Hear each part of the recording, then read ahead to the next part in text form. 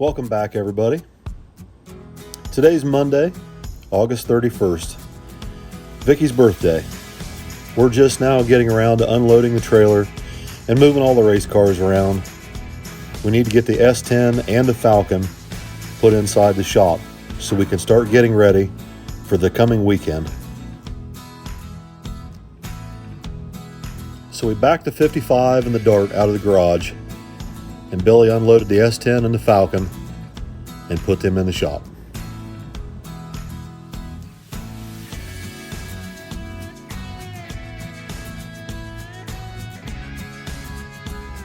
Meanwhile, Vicky is going through all of her girly stuff, taking inventory so she can order more stuff in for the weekend. The kids have been selling posters like crazy and needed me and Billy and everybody to sign these things so that Tommy can get them shipped out.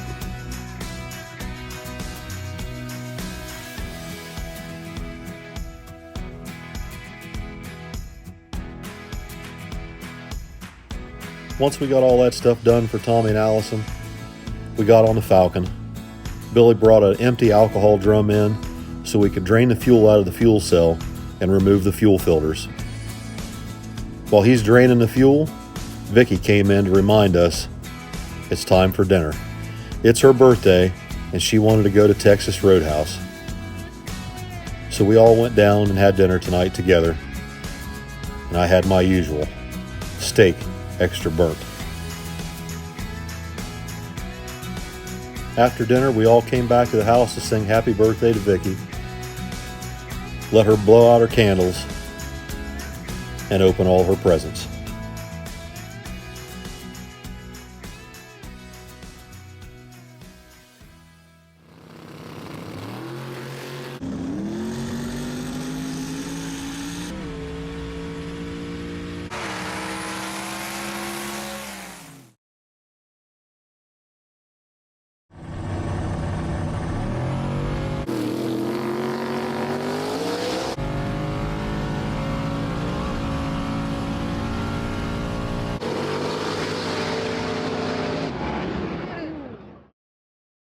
Okay, so we got through first round.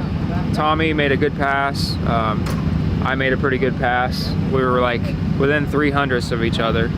So that's exactly what I hoped for. We ran exactly the number I was shooting for. We're gonna put a little bit more power in it this round. There's been a lot of cars down it since we went, and it's cooling off, the sun's down. It should start tightening up and getting fast. So we're gonna shoot for a couple tenths faster this round and keep chipping away at it. So Billy had a sound plan for second round. The only problem was the boys were very early in first round. Billy was first pair, Tommy was sixth pair. So we didn't really have a good feel for how fast the track was actually coming around at the end of first round. And it just so happens the track was getting much, much faster than we ever thought possible. In round two, Billy drew this good-looking black turbo Mustang. I believe it's small block Ford powered, out of Pennsylvania. I'd never seen the car, didn't know anything about it, and I feel that we probably underestimated this guy. And I think he probably threw the kitchen sink at it, and it just so happens it stuck.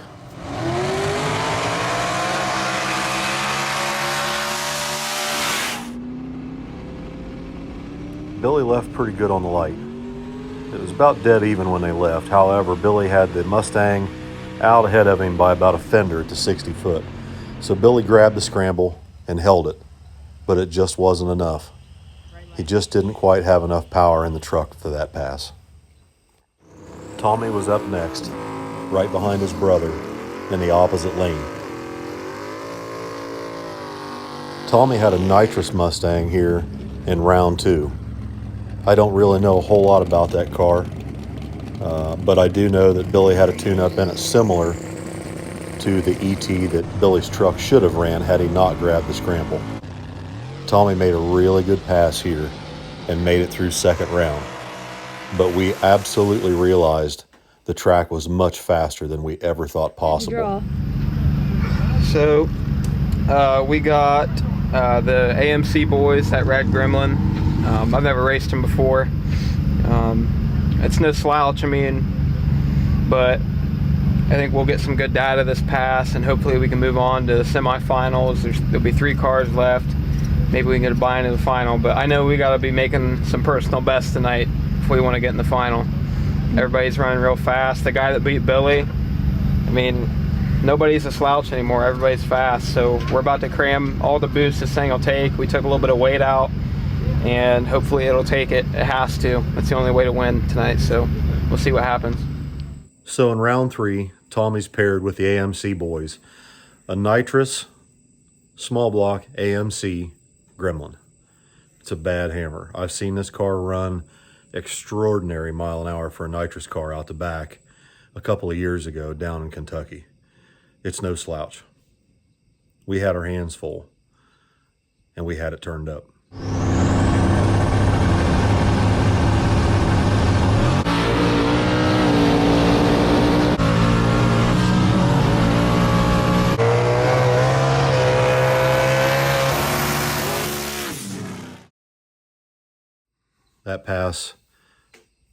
That pass absolutely scared me to death. One, we had it turned up pretty good to 60 foot. We knew the track was getting fast. However, we've only had this Falcon for a short time, and this is literally the first time we've ever raced it trackside on a no prep where the track got this good, this fast. Now, the little Falcon is honestly set up for back into the track and street racing. It's really not set up right now to go fast on the front end of a track. It's just not. The weight distribution in the car, the shocks and the springs, everything is set up to be very aggressive on a very bad surface. And what happens is when you've got ballast situated in the way that the Falcons is right now, and the 4-link is set up as aggressive as it's set up right now, and the front travel and the suspension and the front struts is set up the way it is right now, it's set up for really, really bad no prep. And what happens is when you take a car like that that's set up aggressive to run backside of the track, and you stick it on a front side of a track that starts to get good really fast, and you have to go fast. I mean, these guys are flying. And what happens is they stand up. And that's exactly what the Falcon did. And I can't believe it. I can't believe that my kids have this natural instinct, this tuition, this ability, just naturally. You can't teach this. But Tommy pedals this thing, sets the nose down, brings it back over into the groove, gets back in it, and manages to drive away from the AMC. The AMC, right after Tommy pedaled it, got loose, and they had to lift. Watch this. Lights on. He lets go of the trans brake. You can see the digital tachometer rise, almost 7,000 RPM, and then it freezes. It drops to 3,300. That's Tommy pedaling it. He's out of it for an entire second, gathers the car up, gets back in it, and takes the win. Now, after I got back to the pit, Tommy came back and we were talking. I said, you kids really need to reset this anti-roll bar in this car. We need to check it because it really shouldn't have gone left that bad. I mean, if it's going to power wheelie, it's got to go straight. Got to go straight. So Tommy drew the buy run at 3 cars, which we decided to wait and see the other 2 cars. It was Perry Stanley and Mike Gwynn in the Chevy 2 Nova. And I told the boys, I said, let's go up and see who wins, which lane they were in, and we will take our buy run in the opposite lane.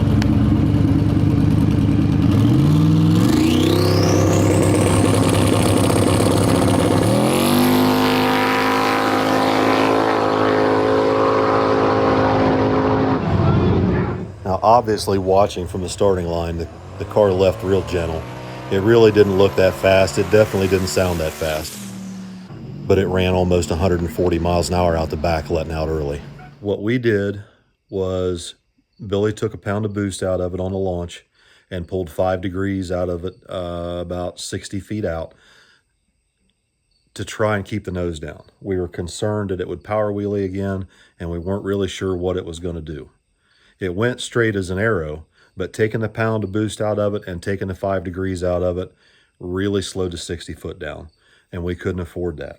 We could not afford to run Mike Gwynn in the final with a mid 130 60 foot. That wasn't going to cut it. It was going to put us so far behind him at 60 feet, and we didn't really know how much mile an hour Mike Gwynn was running. It looked fast. It sounded astonishingly fast. It was screaming out the back, but there's no way for us to know how much mile an hour Mike was running. So we had to do something. We had to turn it back up. On top of the problem of the slow 60 foot and mediocre 330 foot time that the Falcon posted on the draggy, we had another problem. It kept dying. The fuel filters were plugged again. Pulled 5 degrees of timing in a second. I think I'd put the pound of boost That's back what I was in just about to say. and let it 60, because I think the timing's going to keep the nose down. Keeps the torque down. You let out early too. I did? Yeah. Really? It's probably because I grabbed the scramble and it was getting fucking wild. It's fucking fast as fuck. Mile an hour. Grabbed the scramble because it felt happy, but it liked it. It didn't love it. At least you grabbed it and you know it's there. Yeah, it works. I mean, it was probably on 35 pounds of boost. But Is it still on a ramp, or is it 6 pounds like that? it's still ramping in, but I've only got 3 on the scramble instead of 5 because it's already on 30. Yeah, it's okay. So we made the decision to go ahead and bump the pound of boost back up on the starting line and let the little Falcon leave a little harder. The problem is that we're at that tipping point where if we hit it that hard, it will 60 foot, but there's a very good possibility that the car may power wheelie. Now, we're pulling 5 degrees out of it. That's fine. But on the flip side, we don't know the car that well, and sometimes when you pull power or when you pull timing out of a car that's turboed, sometimes it will actually make the turbos spool even harder, and it's counterproductive. We don't know. We haven't had the little Falcon long enough to know what we can and cannot do with this thing. So we had reset the anti-roll bar, but we haven't let it wheelie. It did not wheelie on the buy run. So I make the decision, I get with Billy, we all kind of come to the decision that we're going to angle the Falcon just a little bit to the right so that if it does power wheelie, I'd rather the car power wheelie to the right where he can set it down and stay on the track. If it power wheelies to the left and gets off into the grass, there's a chance the Falcon can get over against the guardrail. There's a chance the Falcon can get on top of the guardrail. I can't risk that. So we made the decision, when Tommy pulls forward, we're going to angle him just a little bit to the right. We've done this before when Billy made that hellacious wheel stand up there in the left-hand lane against Eric Mann's last year. We did the same thing, but this time it didn't work out.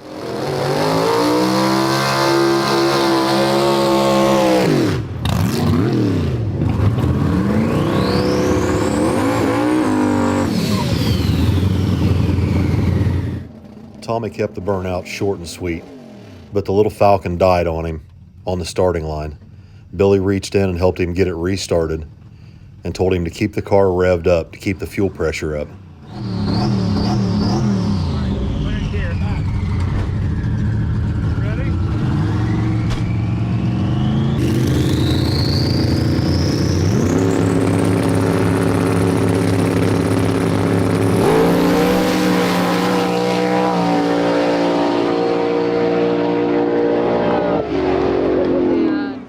The Falcon did exactly what I was worried it was going to do.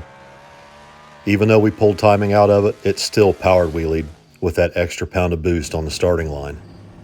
When it power wheelied, instead of drifting to the left and going straight, it stayed straight, on course, and wheelied over to the center. Thanks for coming down here. Oh, absolutely. We love this place. Billy.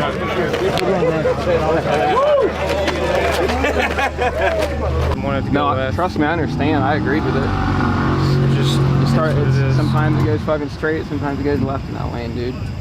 It's all right. I'm not worried about it because split 50-50. I think the first time it went left, it was mostly the anti-roll bar. The second time, I mean, we pointed you a little to the right, but that one, it was a little more, but just is what it is, man. I was just worried that he put that extra pound of boost in it to let it leave. And I was afraid that if it did carry the front wheels, you weren't going to let out of it unless it was in the grass or over in the middle. He made a killer pass, though. He did. There's nothing we were going to do with that regardless. Yeah, I think he would have got me by. We looked like we left. Was like a 1-teen 60 foot. Yeah.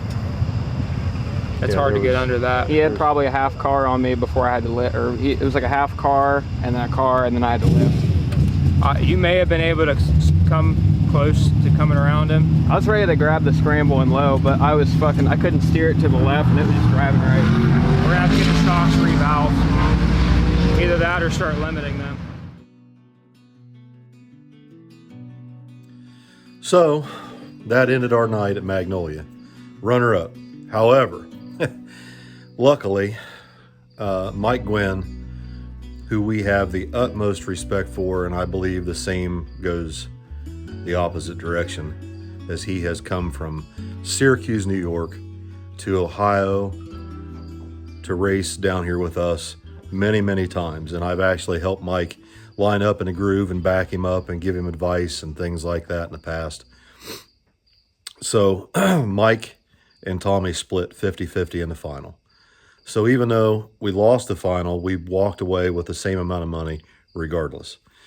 So that was a good thing. Now, we have work to do out here in the shop. We've already got wheels and tires off the Falcon. We're headed to Jegs tomorrow to go get brand new slicks put on the Falcon. And I've got some power valves out here, some brand new stainless steel power valves from Kevin Van Oy at CSU to put in Billy's truck and the carburetor to be ready for this coming weekend. Now, since Billy put his video up today, the same comments over and over again, and I get a chuckle out of it. And I actually want to thank some of you nitwits for constantly badgering us about that. Oh, the old small block Chevy don't have the power. It's not competitive anymore. The Falcon's taken over. Let's see, what else? Oh, the truck needs fuel injection to win. You're not going to beat that Falcon because it's got a carburetor. It's old small block Chevy. Newsflash, numbskulls. Guess what's in Mike Gwynn's Chevy 2 Nova?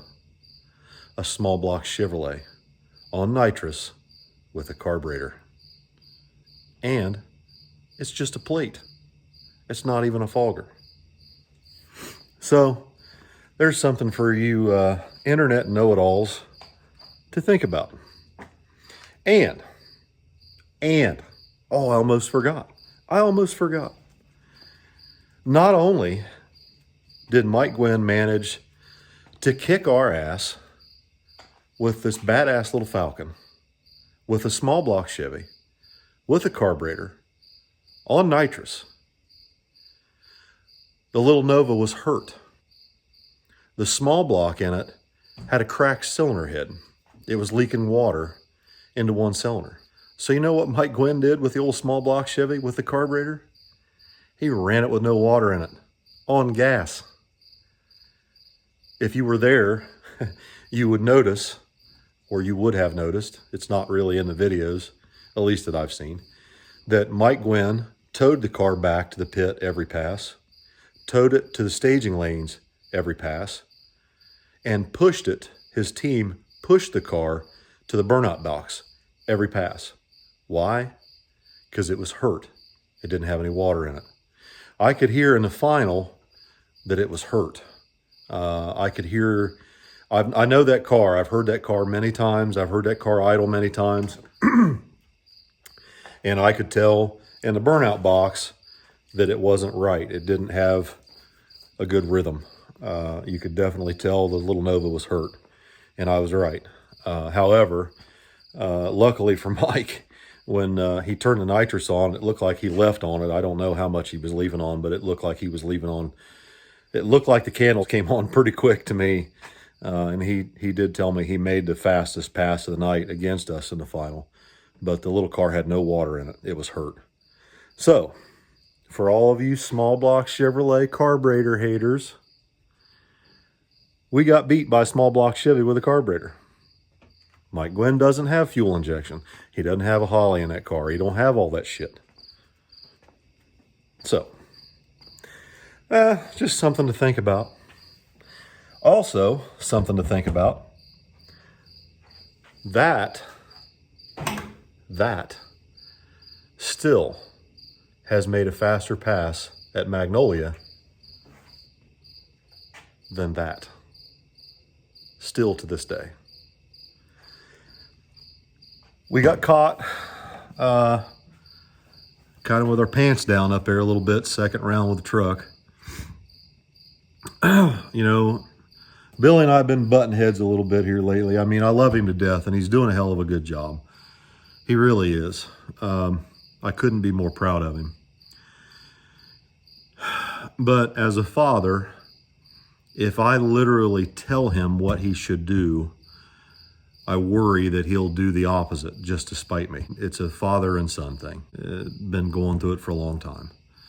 So I'll drop a hint, and if he takes the hint, he takes the hint. If he doesn't take the hint, maybe he'll remember the next time that Dad drops a hint that maybe you ought to listen. I told him, well, I shouldn't say I told him, but I asked him, are you going to leave that second weight bar in the truck this weekend at Mag's? And he said, yes. I said, do you really think you need it at Mag's? And he kind of, to be honest, I think he just didn't want to take the time to pull it out of the truck. So second round, when that guy beat him with the Mustang, Billy just wasn't aggressive enough. That wasn't the fastest pass that truck has ever made at Magnolia. To be honest, I think, crazy it may sound, I think the fastest pass he ever made at Magnolia was against Eric Manns when he did that great big wheel stand, and that really shouldn't have been the fastest pass he's ever made. Carrying the front wheels that high generally isn't going to produce a really fast ET, but he was very aggressive that night. He was getting very aggressive. And that's what we're going to have to do. He's going to have to start getting aggressive with the truck. The truck has the power. The truck has the power. The truck has every ability to win if he'll make sure it has tires on it that it needs, if he's got the weight in it that it needs or the weight out of it that it doesn't need. If he gets aggressive with it, the truck can win. The truck is still faster than the Falcon. I'm not making that up. I'm not making excuses. I'm just telling you. It's easier to get aggressive with the Falcon because the Falcon has the laptop. It has the data, which we desperately need in the truck. I'm not saying we don't need that. We do. We absolutely need a Holly Dominator system in the truck. Would it be easier if it had fuel injection? Maybe. But then again, the truck doesn't die on us every other weekend because it's got 10 micron fuel filters that plug up a little bit every once in a while. That's a maintenance thing. It's not necessarily a fuel injection thing. It's a maintenance thing. But at the same time, that thing, outside of adjusting the valves, doesn't require any more maintenance than the Falcon. In fact, it's less because the Falcon, you really have to clean fuel filters out of it every week on methanol. At least that's the way it is right now. The Falcon's set for quite a while and didn't get raced. It's got aluminum fuel cell in it, and I think there's a little bit of corrosion in the tank. It's extremely fine particles. You can't even see them in the filter. When you take the filter out and you dump alcohol in it, the alcohol pours out of it extremely slow. You take an air hose, blow it all out, and the alcohol trickles out of it just like it should. So it's just a very, very, very fine particle content in the 10 micron filter that's caused us a little bit of trouble with the Falcon. It's growing pains. It's learning experience. It's a car that's been sitting for a long time, and now it's just getting the absolute crap raced out of it. So anyway, with that being said, this weekend is going to be a very busy weekend, as there is a Friday night shootout at Pacemakers for small tire. So we'll have the S-10 and the Falcon there for that. And then Saturday we'll be at Marion County for their No Prep Series points race. And then it looks like on Sunday we'll be back at Pacemakers because Matt Rice is throwing a shitbox extravaganza race with, I think there's going to be a small tire class, $100 entry. So we'll be doing that this weekend. That's why we're putting new tires on the Falcon, even though it may not need them just yet. It's got 20 runs on them and they look fine and the car's doing good. We've got 3 days of racing this weekend and we can't afford to be on junk tires again. Billy's truck only has 2 licks on them. They're in good shape. It's on a Phoenix because the leaf springs on the S-10 and the cow tracks are much more aggressive on the S-10, and the truck is heavier than the Falcon, and the S-10 absolutely needs a different tire than the Falcon. The Falcon's a little lighter, doesn't hit the tire quite as hard. It's a little bit easier to tune the 4-link on the Falcon. So that's it. We're putting new tires on the Falcon tomorrow. We're going to Jegs to pick up some fuel filters, and Matt Rice will be here again this weekend. He should be here Friday. So that's it for tonight, guys. Leave some comments, leave some hate mail, leave some yay small block Chevy to the front, or yay LS shit to the front, or turbos or nitrous, or whatever the hell you guys want to comment and raise hell about. Be my guest. Hopefully it lights a fire under my son to let that damn thing win again. Good night, guys.